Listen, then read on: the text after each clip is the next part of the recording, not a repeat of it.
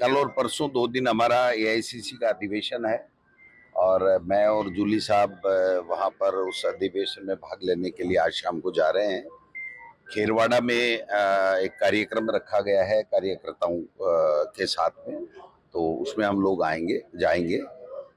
आज फिर बार बार उदयपुर आना हो रहा है, संयोग की बात है कि आप सबसे मिलना हो रहा है। जो 1.5 साल का कार्यकाल राजस्थान में जो भाजपा की सरकार है उसका गया है, उस 1.5 साल के अंदर इन्होंने एक भी वादा जो किया था जनता से वो पूरा नहीं किया है।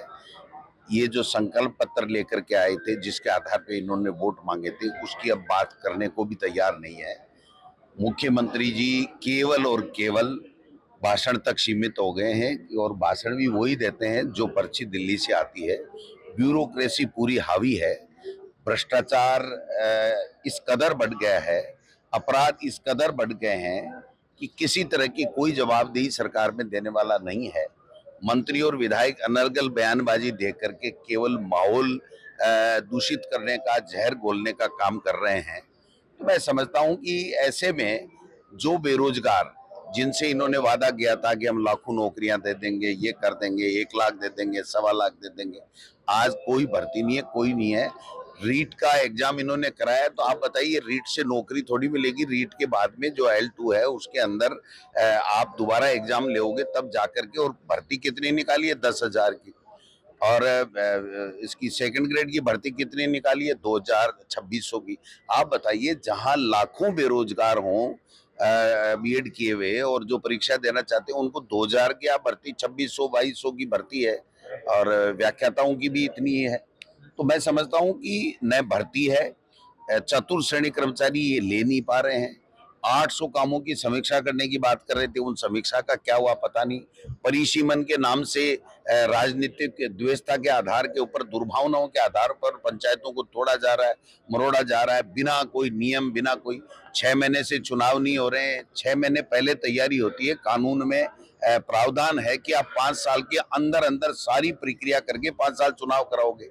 अब एक रट लगा रखी है, वो खर्रा साहब बोलते हैं बार बार, एक स्टेट एक इलेक्शन। कहाँ है एक स्टेट एक इलेक्शन?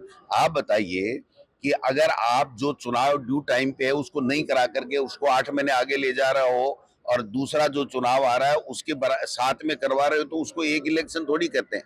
ये तो संविधान का, कानून का उल्लंघन है। और ये तो एक मौका नहीं है, ये संविधान को इसी मानते ही नहीं है। और संविधान का उल्लंघन हम बार बार ये इसीलिए कहते हैं कि आप संविधान को नहीं मानते।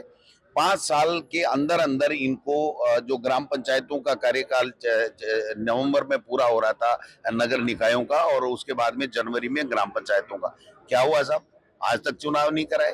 परिसीमन के नाम से रोजाना जो है उल्टे सीधे फैसले, कोई नियम नहीं है। 2011 की पॉपुलेशन से जो नियम है उस नियम को तोड़ करके और अपने राजनीतिक फायदे के लिए कर रहे हैं। एक ऑफ द रिकॉर्ड कमेटी बना रखी है, सरकार करती है परिसीमन, डिपार्टमेंट करता है, और आखिरी में मुख्यमंत्री और वित्त मंत्री की हैसियत से उनको परमिशन मिलती है। क्या है साहब? राजेंद्र जी राठौड़ साहब क्या है? अरुण चतुर्वेदी जी क्या है? घनश्याम तिवारी जी क्या है? वो ओटीएस में बैठ करके अधिकारियों को धमकाते हैं, अधिकारियों पे दबाव देते हैं, सीएमओ में वो मीटिंग लेते हैं। मुख्यमंत्री कुछ भी नहीं कह पाता, क्योंकि न तो उनको अनुभव है और न उनको अधिकार है कि वो कुछ कह दें।